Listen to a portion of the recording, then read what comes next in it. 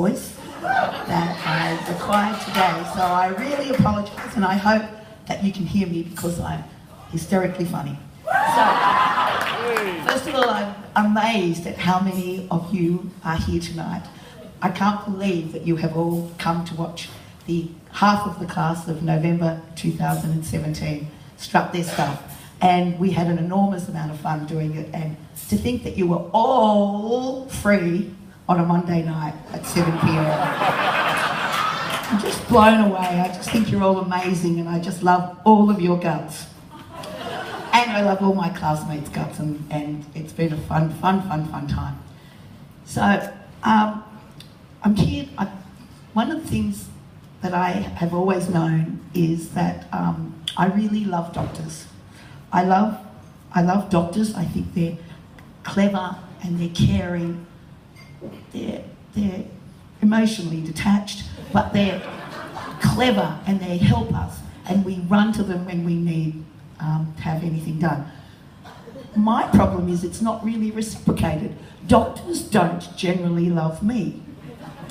Whole communities of people go to a doctor and don't have a problem. They just visit a doctor or a specialist and they get their needs seen to. There's no story later. The doctor's not ringing his wife, telling her about some batshit crazy girl in the surgery.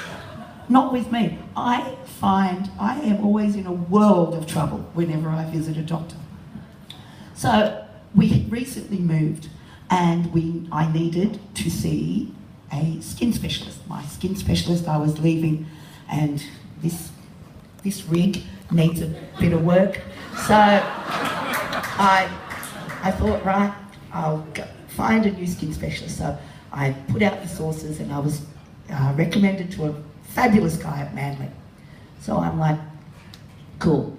So I'm sitting there in the waiting room, typical, very boring, magazines, 1997 magazine. And I was reading it, and I thought, you know what, I don't mind it.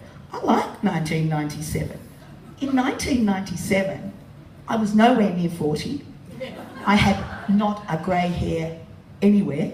I had, tips were pointing in generally the correct direction. So I was like, I don't mind 1997. So I'm sitting in the waiting room, very crowded, the nostalgia of 1997, thinking this is not so bad.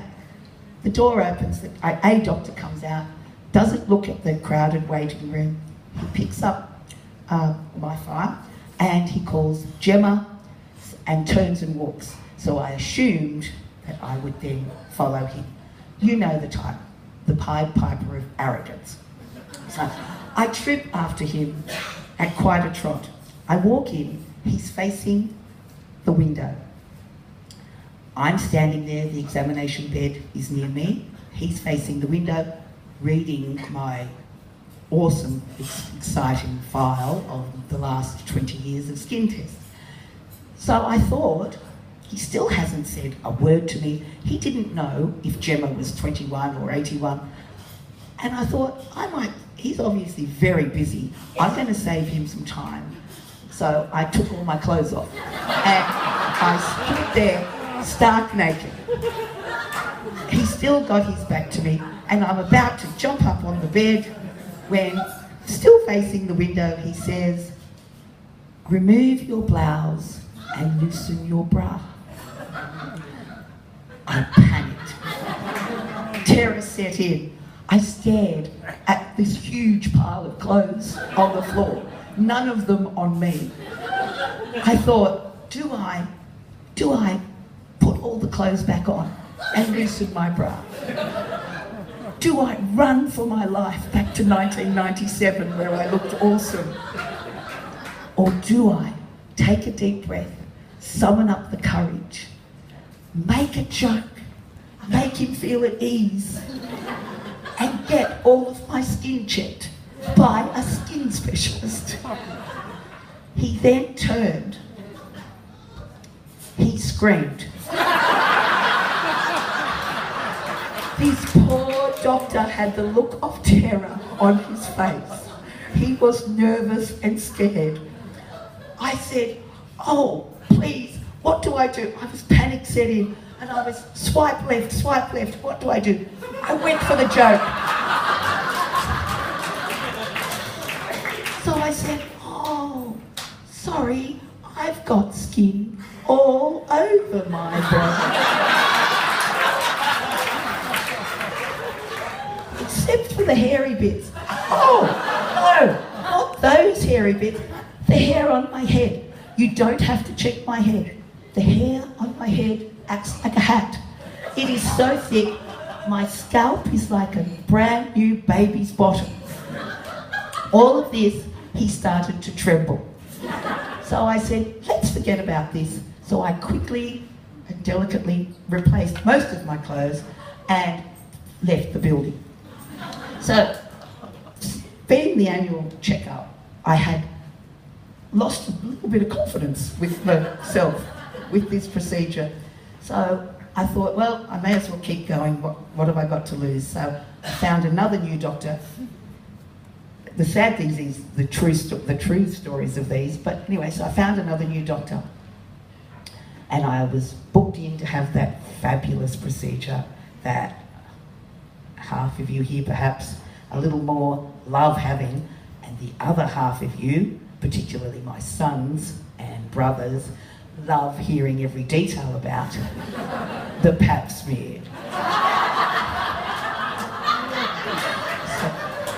So I was all booked in, the day arrived, I'm sitting in the waiting room as we girls do, with no expression on our faces, for pap smear day is nonchalant, there is no expression, there's nothing going on here. You have got no idea what's going to happen to my fanwa in a few minutes. I'm sitting here, I'm just sitting in the doctor's surgery and there's nothing going on. So I'm sitting in there, and this time the nurse came in and said, Gemma, and so I stood up and she took me into the doctor's rooms. And I sat down, he chatted to me for 1 or 2 minutes, and then he said, could you remove all of your clothing from the waist down, climb up onto the bed, bend your knees and tuck your heels firmly into your bottom. All of this without buying me a drink or even asking my starter. So, eager to please, I quickly jumped up, and then I thought, if I go too quickly, will it make me look too eager? Is there a standard for taking time to take all of the lower half of your clothes off and climb on a bed and bend your knees and put your heels to your bottom?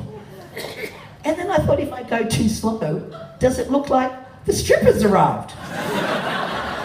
So, all clothes off, job done, up on the bed, in the perfect position, and that's when I noticed he took an enormous amount of time to get out of his chair because he was wearing calipers. And he walked both legs, the calipers. Calipers, the metal constraints used to keep your legs straight, normally only seen in a 50s midday movie. So he walked his way to the bed. He then looked at me between my legs. I smiled, like, yeah, you feel sorry for him as well. It's not just me that's embarrassed. I smiled. Anyway, he then pulled one leg back. He then pulled the other leg back, bent his arms and fell onto the table and into my fanwa. With this, I started to tremble. Not just a little bit, I shook and I trembled. So much so that my left knee was belting him in the ear. So then, he then stood up, moved the legs back, stood up, put his hand on my knee to calm me, and he asked me about my job, my family, all through my legs. So I calmed down enough, he then again, both hands, left leg back, right leg back, fell into. This happened 3 times. I tried everything. It was like somebody had a remote control that had my body on fast, mad, crazy ass shaking. So finally, I summoned everything and calmed right down. And then, after that, I was pretty impressed. He got the beautiful duckbill gadget out that we all love. And it had had time to warm up though, I think, because it wasn't nearly as cold as it was on other occasions. But so, it wasn't too bad. And then I was like, man, this guy, he seems to get where he needs to be fairly efficiently, and this is all going really well. I'm like, he actually paps me as better than he can walk. So, after he finished, and then he pushed himself up, put his arm on my very well-behaved knee by this stage, and he said, "You have the best uterus I have ever seen."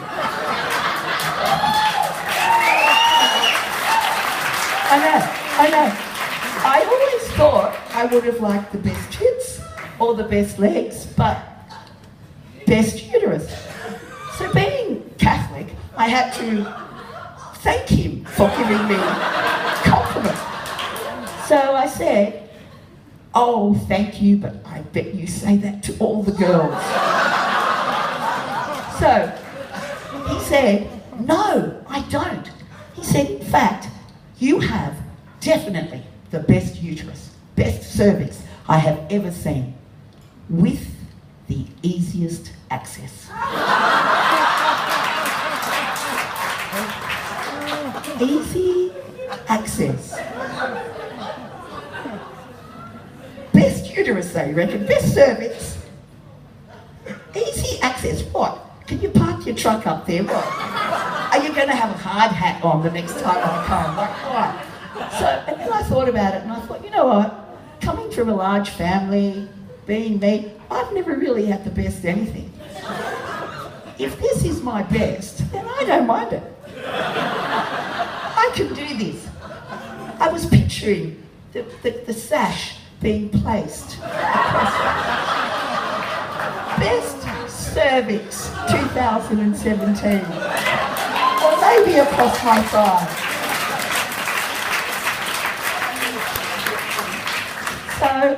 So I decided then, practically kissed him goodbye, probably should have bought him a drink, and I raced home to tell my husband, who was so thrilled to know that he was actually married to the best cervix ever, and proclaimed it to the rest of you tonight. So thank you for being so generous with your birthday.